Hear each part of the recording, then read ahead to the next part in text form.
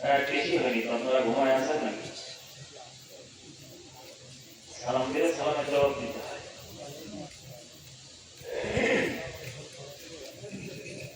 একটু জোরে সরে বলেন, আসসালামু আলাইকুম ওয়া রাহমাতুল্লাহ।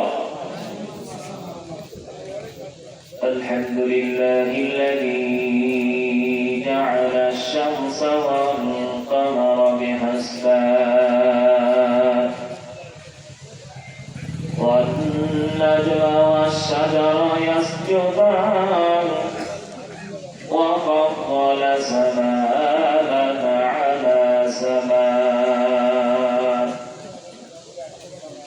কামা ফাদ্দালা মাকানান আলা মাকান ওয়া ইনসানান আলা ইনসান ওয়া নাশহাদু আন লা ইলাহা ইল্লাল্লাহু ওয়াহদাহু লা শারীকা লাহু لا شريك له ولا نظير له ولا مثل له ونشهد أن سيدنا وحبيبنا ومولانا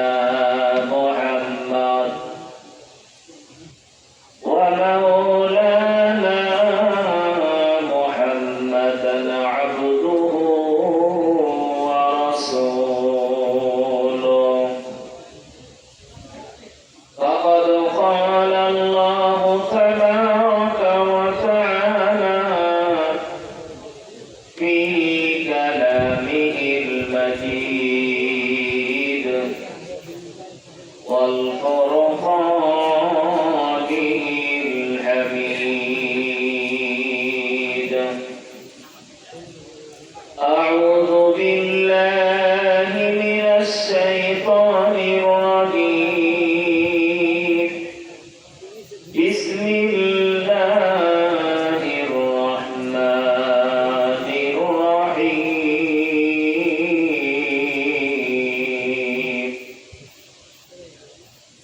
يا أيها الناس اعبدوا ربكم الذي خلقكم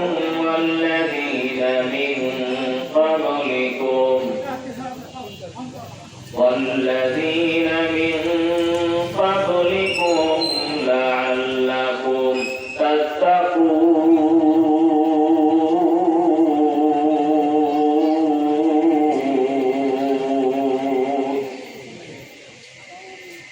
أو كما قال النبي صلى الله عليه وسلم من بنى مسجدا بنى الله له بيتا في الجنة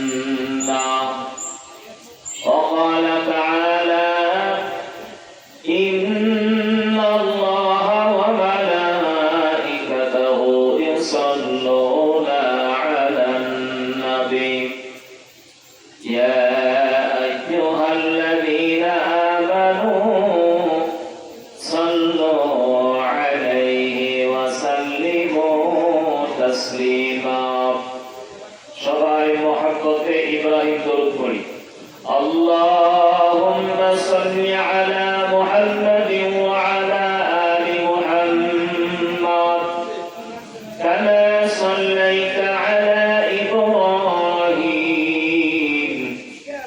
وعلى آل إبراهيم إنك حميد مجيد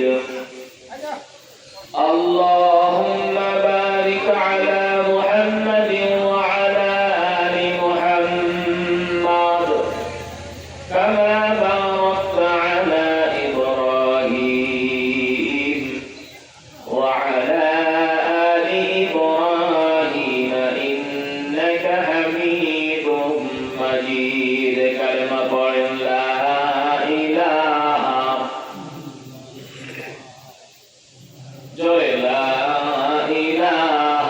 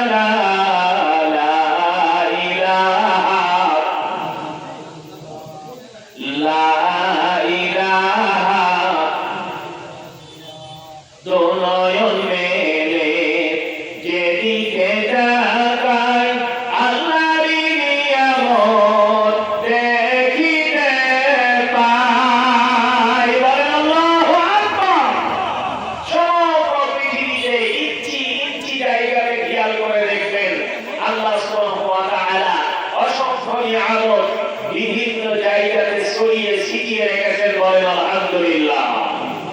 দুনয়ন মেলে যেদিকে তাকাই মাওলারি নিয়ামত দেখিতে পাই। কেমনে করিব সকল আদায়, কেমনে করিব সকল আদায়, ও দয়া আল্লাহ তাআলা লা ইলাহা, একটু জোরে বলেন লা ইলাহা লা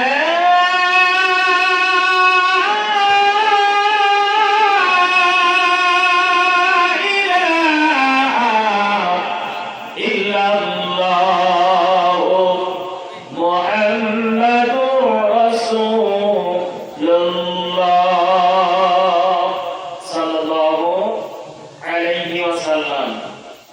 মালদা থানা অন্তর্গত অনাসিনা জামে মসজিদ প্রাঙ্গণ পক্ষ মসজিদ কর্তৃক আয়োজিত আজকের এই ইসলামী জলসা স্বনামধন্য সম্মানিত সভাপতি, আপনাদের অত্যন্ত মহব্বতের মানুষ, মক্কা মদিনার মেহমান আলহাজ মোহাম্মদ বুরহানুর রহমান, ইটভাটার মালিক, মল্লিকপুর। আল্লাহ সুবহানাহু ওয়া তাআলা আজকের এই সম্মানিত সভাপতি সাহেবকে আল্লাহ কবুল করে নিক, বলছি আমিন। আজকের মাহফিলের সহ সভাপতি রয়েছেন অনেকেই, প্রত্যেকের জন্য দোয়া কামনা করছি আল্লাহ যেন কোরআনের সহি বুঝ দিয়া দুনিয়ার জিন্দেগিতে নেক আমলের সাথে কবুল করে নেই, বলছি আমিন। আজকের মাহফিলে তিনি প্রধান অতিথি, বাংলাদেশ সরকারের মাননীয় জাতীয় সংসদ সদস্য, নবনির্বাচিত সম্মানিত এমপি মহোদয় জনাব ডাক্তার ইকরামুল বারী টিপু। আল্লাহ সুবহানাহু ওয়া তাআলা কোরআন এবং হাদিস ভিত্তিক জীবন ব্যবস্থা চালু করার লক্ষ্যে ওনার শ্রম মেধা আল্লাহ সুবহানাহু ওয়া তাআলা কোরআনের জন্য কবুল করে নিক, বলছি আমিন। আজকের মাহফিলের বিশেষ অতিথিবৃন্দ সহ উলামা হযরত আপনাদের সামনে আলোচনা রেখেছেন। আপনাদের অত্র মসজিদের সম্মানিত খতিব অত্যন্ত সুন্দর প্রাঞ্জল ভাষায় আলোচনা রেখেছেন। দোয়া কামনা করছি আল্লাহ যেন কোরআনের ময়দানে কবুল করে নেয়, আমিন। আলোচনা রাখবেন আপনাদের অত্যন্ত মহব্বতের মানুষ, অত্যন্ত সুললিত কণ্ঠে যিনি আলোচনা করেন, জ্ঞান গভীর আলোচনা। আজকের মাহফিলের প্রধান মেহমান আলহাজ মাওলানা মুহাম্মদ মুস্তাফা আল আমিন। আল্লাহ যেন ওনাকেও কোরআনের ময়দানে মৃত্যু পর্যন্ত কবুল করে নেয়, বলছি আমিন। মঞ্চে উপস্থিত রয়েছেন আমার সম্মানিত শ্বশুর কীর্তি সমতুল্য। মঞ্চের সামনে উপস্থিত আছেন অত্র মসজিদের কমিটি সম্মানিত সদস্যবৃন্দ সহ বিভিন্ন পরিবার থেকে 10 মায়ের 10 সন্তানকে আল্লাহ তাআলা কোরআনের এই মাহফিলে কোরআন শোনার উদ্দেশ্যে, কোরআন বুঝার উদ্দেশ্যে, আমল করার উদ্দেশ্যে আসার বসার সুযোগ তৌফিক দিয়েছেন। জবান করে উচ্চ আওয়াজে আল্লাহর শুকরিয়া জ্ঞাপন করতে সকলে বলছি আলহামদুলিল্লাহ। শুকরিয়া আদায় হয় নাই, আরেকটু মহব্বতে জোরে সবাই বলেন আলহামদুলিল্লাহ, আরেকটু জোরে বলেন আলহামদুলিল্লাহ। এতক্ষণ তো আগায় থাকার কথা না, এতক্ষণ আগায় থাকলে মনে করতাম যে শরীরে এনার্জি হয়ে গেছে, কিন্তু আসলে রাত অনেক হয়েছে, আপনারা কে আছেন তো রোজা করে একদিন আগে রোজা গেলে যে একটু দুর্বলতা আসছে। যেমন একটু মেহরবানি করে কোরআন শোনার উদ্দেশ্যে সামনে যদি আগায় আসে গুনাহ হবে, সামনে যদি একটু আগায় বসা হয় গুনাহ হবে, আমার মনে হয় গুনাহ হবে না। এই জন্য একটু মেহরবানি করে কোরআনের মাহফিলে যদি সামনে একটু অতহাত সামনে অগ্রসর হওয়া যায়, কঠিন মুসিবতের সময় আল্লাহ তাআলা আপনাকে আগে আগে জান্নাত দিয়ে দিবেন, বলেন সুবহানাল্লাহ। আল্লাহ সুবহানাহু ওয়া তাআলা দরবারে শুকরিয়া যে মহান কবি, মহান প্রভু, মহান স্রষ্টা, আজকে কোরআনের এই মাহফিলে আল্লাহ আমাদেরকে কবুল করেছেন। জবান খুলে শুকরিয়া আদায়ের পাশাপাশি সেই রাসূলের উপর সালাম দরুদ পেশ করছি বিশ্বনবী জনাব মুহাম্মদ রাসূলুল্লাহ সাল্লাল্লাহু আলাইহি ওয়াসাল্লামের উপর। সম্মানিত হাজিরিন মজলিস, আপনারা সকলে অবগত আছেন যে কোরআনের মাহফিলে ইসলামিয়া মজলিসে একটা মিনিটের জন্য যদি বসার সুযোগ হয়, আল্লাহ রাসূলের হাদিস হলো যে ওই কোরআনের মাহফিলে একটা মিনিটের জন্য যদি বসার সুযোগ হয়ে যায়, সেখানে বসো, হতে পারে কিয়ামতের দিন এইটাই তোমার নাজাতের জরিয়া। বলে সুবহানাল্লাহ। এই যে কোরআনের মাহফিলে আমরা আসতে বসতে পেরে খুশি হয়ে যাচ্ছি, আল্লাহ শুকরিয়া জ্ঞাপন করতে আবার বলছি আলহামদুলিল্লাহ। সম্মানিত উপস্থিতি, গত কিছুদিন পূর্বে আমরা রমজানকে বিদায় দিয়েছি। এখন বর্তমানে চলছে পবিত্র শাওয়াল মাস। কি মাস? শাওয়াল মাস।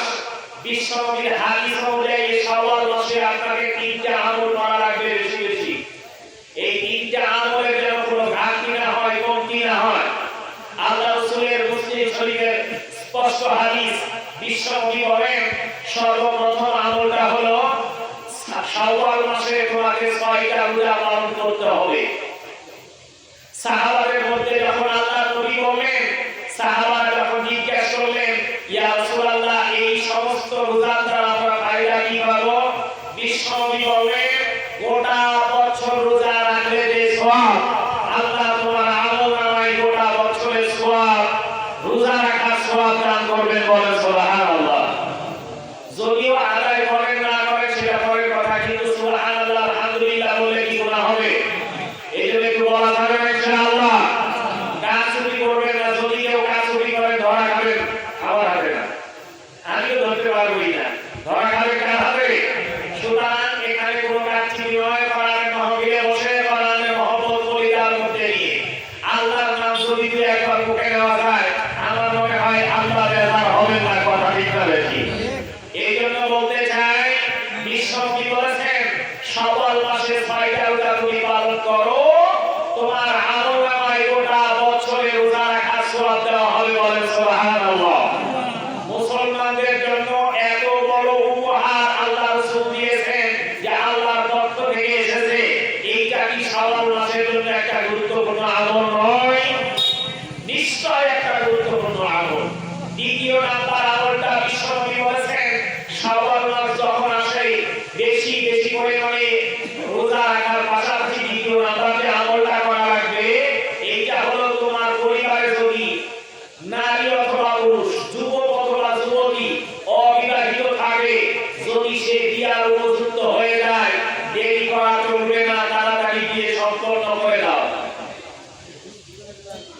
এরা চিন্তা করতেছে হুজুরের ওয়াজ কি আছে? যুবকরা চিন্তা করে হুজুরের ওয়াজ আজকে ঠিক আছে, ওয়াজ আমাদের পক্ষে আছে। বলছি রাসূলের হাদিস হলো শাওয়াল মাসে বিশ্বনবী সাল্লাল্লাহু আলাইহি ওয়াসাল্লাম আম্মা আয়েশা সিদ্দিকাকে বিয়ে করেছেন, নিজে ঘরে উঠিয়েছেন এবং বাসর করেছেন। আম্মা আয়েশা সিদ্দিকা সুন্দর হাদিস থেকে প্রতীয়মান হয় আল্লাহ রাসূল দ্বিতীয় নম্বরে হাদিসটা শাওয়াল মাসে বিয়ে করেছেন বিধায় এই আমলটা আছে। সমান বিশ্বনবীর হাদিস অনুযায়ী দ্বিতীয় নম্বরের আমলটা হলো শাওয়াল মাসে ঘরে যদি যুবক যুবতী থাকে, তাদেরকে দেরি না করে তাড়াতাড়ি বিয়ে দেওয়াটাই সবচেয়ে উত্তম।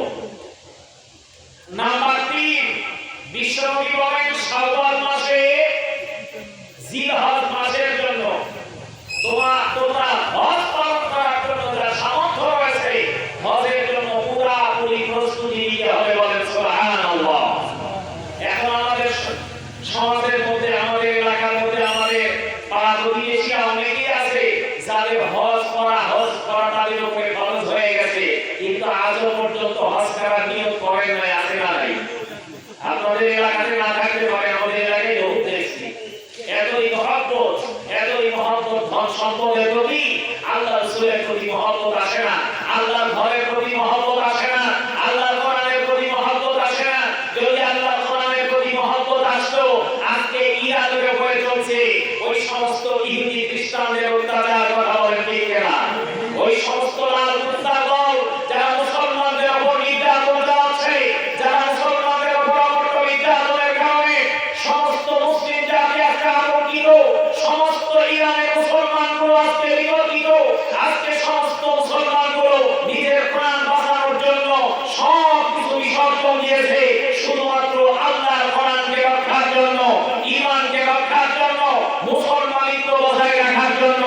আজকে আমরা অনেক মুসলমান বাংলা জমিনে আছি, একটু শব্দ পর্যন্ত দিক থেকে বের হয় না, এইরকম মুসলমান আছে না?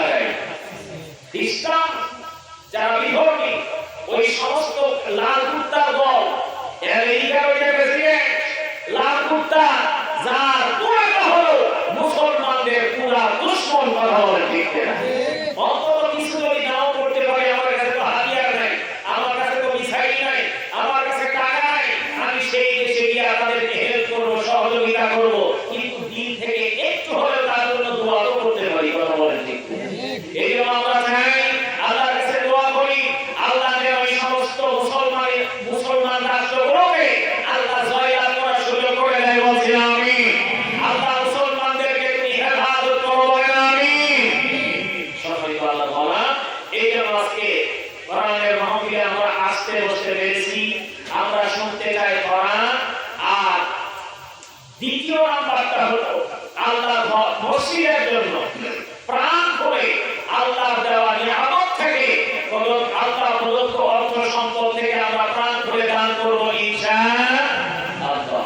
সুতরাং কোরআন শুনতে বসেছি, কোরআন এমন ভাবে আমরা শুনবো যেন সেই শোনাটা আমার জন্য কাজে লাগে, কথা বলেন ঠিক কিনা?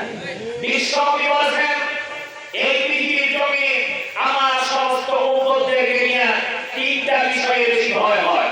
কয়টা বিষয় বললাম? তিনটা বিষয় নিয়ে আমার বেশি ভয় হয়। নাম্বার 1, তাদের অর্থ সম্পদ বৃদ্ধি হবে, বেশি সম্পদের মালিক হবে। এই বেশি সম্পদের মালিক হওয়ার কারণে তারা একে অপরের প্রতি হিংসা, বিদ্বেষ, মারামারি, রাহাজানি, এই সব কিছু তাদের মধ্যে এমন ভাবে বিস্তার করবে, বিশ্বকবি বলেন এই একটা বিষয় নিয়ে আমার বেশি ভয় হয়। দ্বিতীয় নাম্বারটা হলো মানুষ কোরআন এত জানতে হবে যে কোরআন জানতে জানতে গভীর পর্যন্ত চলে যাবে, কিন্তু আসলে যে জায়গা পর্যন্ত তার যাওয়ার কথা না, যেই জায়গাতে তার যাওয়ার কথা না, স্পষ্ট সুন্দর একটা উদাহরণ, আলিফ লাম মিম, এই তিনটা অক্ষর কোরআন কারিমের মধ্যে একটি ভাবে তাসিন, হামিম, আইন, সিন, কফ, এই সমস্ত অক্ষরগুলো তাফসীরকাররা প্রত্যেকে দেখেন যে আসলে এই তাফসীর করা আমাদের পক্ষে সম্ভব নয়, সুতরাং মহান রব্বুল আলামিন এই তাফসীর ভালো জানেন। কিন্তু আজকে আমাদের সমাজের মধ্যে এক শ্রেণীর মানুষ আছে যারা এই অক্ষরগুলোর অর্থ বের করার চেষ্টা করছে, অনেক অনেক গভীরে তারা পৌঁছার চেষ্টা করছে। এই জন্য আজকে আমাকে কোরআন শুনতে হবে, দিল লাগায়া, কান লাগায়া, মন লাগায়া, যেন সেটা আমার জন্য হৃদয়ঙ্গ হয়, সেটা আমার আমলের জন্য উপযুক্ত হয়ে যায়।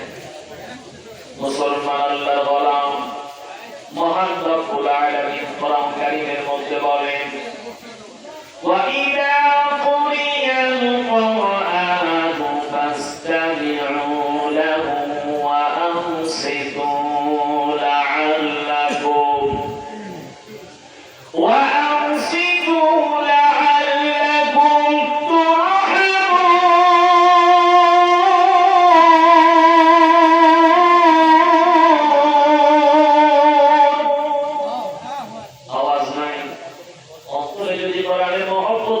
মুসলমান অন্তর থেকে আল্লাহু আকবার আওয়াজ বের হবে। এই জন্য যখন কোরআন তেলাওয়াত শুনবেন আল্লাহু আকবার আওয়াজ দেওয়া লাগবে, রাজি আছেন তো ইনশাআল্লাহ? একটু জোরে বলেন আল্লাহু আকবার। রব্বুল আলামিন বলেন, তুমি যখন কোরআন শুনতে বলবা, কোরআনটাকে দিল লাগায়া, মনোযোগ লাগায়া শুনবা। অন্তর দিয়ে যখন তুমি কোরআন শুনবা রে মুসলমান, অন্তরের মধ্যে কোরআনের প্রতি একটা আকর্ষণ তৈরি হবে। আল্লাহর কোরআনের প্রতি আকর্ষণ যখন আসবে, মহান রব্বুল আলামিনের প্রতি আপনার আমার দিলের মধ্যে আকর্ষণ আসবে। অন্তরের মধ্যে ঈমানটা যত বৃদ্ধি হবে, রব্বুল আলামিন কোরআন কারীমকে মহব্বত করার কারণে আল্লাহ আসমান থেকে আপনার আমার উপরে আসমানি রহমত বরকত নাযিল করে দিবেন। বলেন সুবহানাল্লাহ। মুসলমান ভাই, এই জন্য রব্বুল আলামিন কোরআন কারীমের মধ্যে আয়াতের মাধ্যম দিয়ে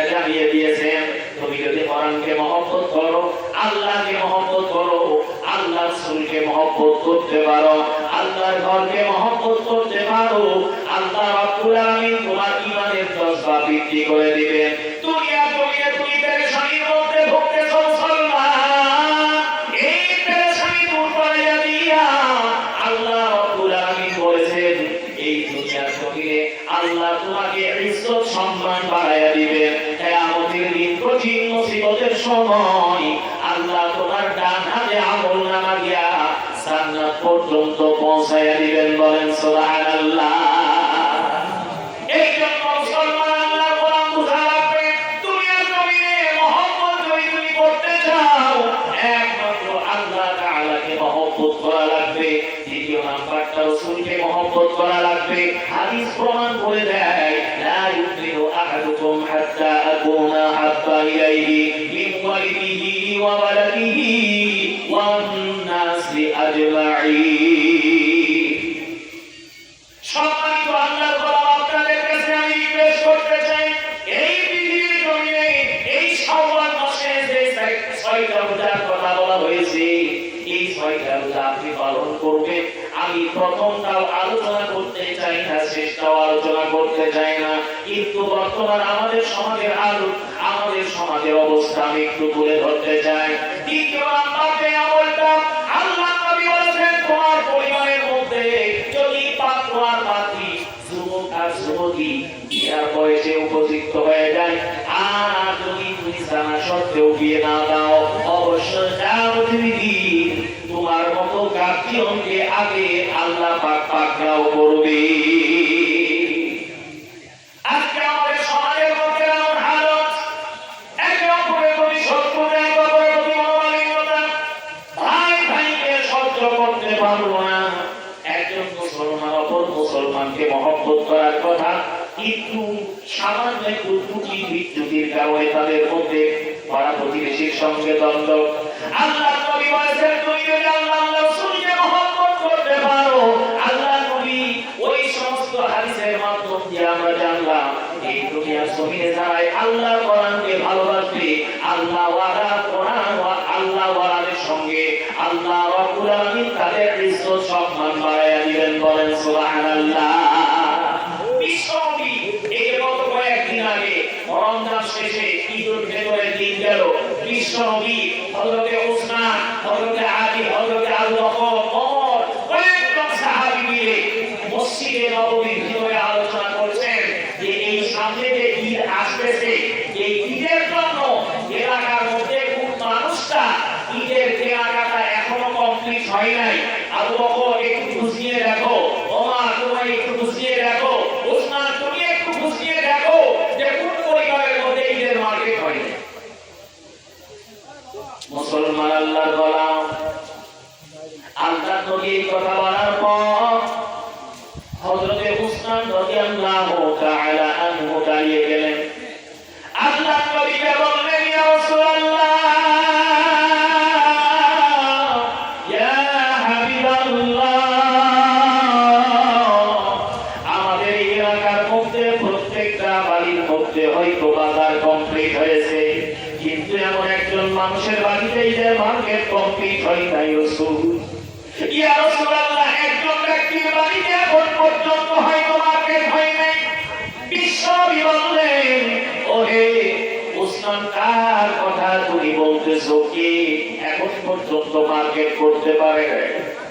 উসমান কান্নার স্বরে বলছেন ইয়া রাসূলুল্লাহ, আমি যতটুকু শুনেছি, যতটুকু বুঝেছি, হযরতে আলী আর ফাতেমা এখন পর্যন্ত তাদের ঈদ কমপ্লিট করার জন্য মার্কেট কিছুই করতে পারেন নাই। আপনার দুই নাতি হাসান আর হুসাইন ওই পরিবারের মধ্যে রয়েছে, এই হাসান আর হুসাইন জান্নাতের মধ্যে সরদার হবে। হাসান আর হুসাইন ছোট্ট মাসুম বাচ্চা, তারা দুই সন্তান কান্নায় করে মা বাবার কাছে বারবার করে বলে আব্বা স্যার সামনে ঈদের দিন আসতেছে, আমার জন্য কি মার্কেট করবেন, আমার জন্য কি জামা কাপড় নিয়ে আসবেন? আপনার সন্তানের কথাটাই চিন্তা করবে। ছোট্ট 5 বছর 7 বছর ছোট বাচ্চাগুলো বারবার করে আব্বা আম্মাকে বলে আব্বা এই ঈদের মার্কেট আমি কি করতে চাই, আমার জন্য নতুন জামা কাপড় নিয়ে আসা লাগবে। আমার ছোট্ট বাচ্চা 7 বছর যখন বয়স ছিল, আমাকে জিজ্ঞেস করলেন আব্বা জান কবে ঈদের দিন? আমাকে বলা হলো, আমি বললাম আব্বা 3 দিন পরে, আগামী 3 দিন পরে ঈদের দিন। তখন সে নিজে নিয়ে কোনে আর হিসাব করে আগামীকাল সকাল হবে, পরের দিন আরেক সকাল, পরের দিন আরেক সকাল, তারপরে সকালে ঈদ হবে। ছোট বাচ্চা তারা বুঝে না, কিন্তু মনে রাখা লাগবে মুসলমান, আপনার পরিবারের মধ্যে ঈদের যতটুকু আনন্দ হবে তার চাইতে কিন্তু এই ছোট্ট ছোট্ট মাসুম বাচ্চারা আনন্দ করে। আল্লাহ নবী উপরে কেঁদে উঠলেন, বললেন যে উসমান তুমি তো অনেক সম্পদওয়ালা মানুষ, অনেক সম্পদশালী মানুষ, আমার পরিবার টুকরা মা ফাতেমার সন্তান হাসান আর হুসাইন দুইজন ঈদের মার্কেট করতে পারে নাই, নতুন জামা কাপড় তাদের কপালে ঝুঁকে নাই, তুমি একটু তোমরার মধ্যে করে কিছু সম্পদ নিয়ে আমার আলীর হাতে দিয়ে আসো, আমার আলী যেন তার পরিবারের জন্য কিছু মার্কেট আর কেনাকাটা করতে পারে। হযরত উসমান রাদিয়াল্লাহু তাআলা আনহু আল্লাহর নবীকে মহব্বত করেছেন, আল্লাহর নবীকে ভালোবেসেছেন, আল্লাহর নবীর কথা সামান্য কি পরিমাণ নড়চড় করেন না। আল্লাহর নবী মদিনার জমিনে রয়েছে, সমস্ত সাহাবা আজমাইনগণ রাসূলকে মহব্বত করতেন। রাসূল যখনই কোনো নির্দেশনা দিয়েছেন সঙ্গে সঙ্গে সেটা পালন করার জন্য চেষ্টা করেছে। ওই বিশ্ব নবী আজও আমাদের পরিবার মধ্যে মহব্বত থাকা লাগবে, কারণ ওই মদিনার জমিনে রাসূল শুয়ে আছেন, সমগ্র পৃথিবীর মুসলমান তারা কিন্তু মদিনার জমিনে আল্লাহ রাসূলের রওজা জিয়ারতের জন্য দাঁড়িয়ে যান। অধর্মে কান্না করে ওই সমস্ত মুসলমান ওই মদিনা থেকে বাংলার জমিনে ফিরে আসার পর তাদেরকে জিজ্ঞাসা করতেন, আল্লাহ নবীর রওজা মোবারকের সামনে দাঁড়ানোর পর দিনটার মধ্যে কেমন হয়েছে? আদিশাব কান্না করে বলবে বাজান মনটা বারবার ওই মদিনার জমিনে যাওয়ার জন্য কাঁদে। সুতরাং মনে রাখা রাখবে, আপনার আমার অন্তরের মধ্যে রাসূলের মহব্বত রয়েছে, এই জন্য আল্লাহ ওই মদিনার জমিনে আপনাকে আমাকে একদিন না একদিন কবুল করে নেয়। সকলে বলেন আমিন। মনে বড় আশা ছিল যাব মদিনায়, আশা আছে না নাই? মনে বড় আশা ছিল যাব মদিনায়, আরব সাগর পাড়ি দেব নাই গো আমার তরি, পাখি নাই তো উড়ে যাব ডানাতে ভর করি, আরব সাগর পাড়ি দেব নাই গো আমার তরি, পাখি নাই তো উড়ে যাব ডানাতে ভর করি, আমার আশায় আছে সম্বল নাই, আশায় আছে সম্বল নাই, করি কি উপায়, মনে বড় আশা ছিল যাব মদিনায়। আল্লাহ আমাদেরকে মদিনার মেহমান বানায় দাও, বলেন আমিন। মুসলমান ভাই, এই জন্য বলতেছিলাম আল্লাহ নবীকে তারা এত মহব্বত করেছেন, ভালোবেসেছেন। ওসমানকে বলা হলো, ওসমান আর দেরি করো না, আমার পরিবার টুকরা মা ফাতেমার সংসারের মধ্যে যাও, পরিবারের মধ্যে গিয়া একটু সামান্য সম্পদ তার কাছে দিয়ে আসো।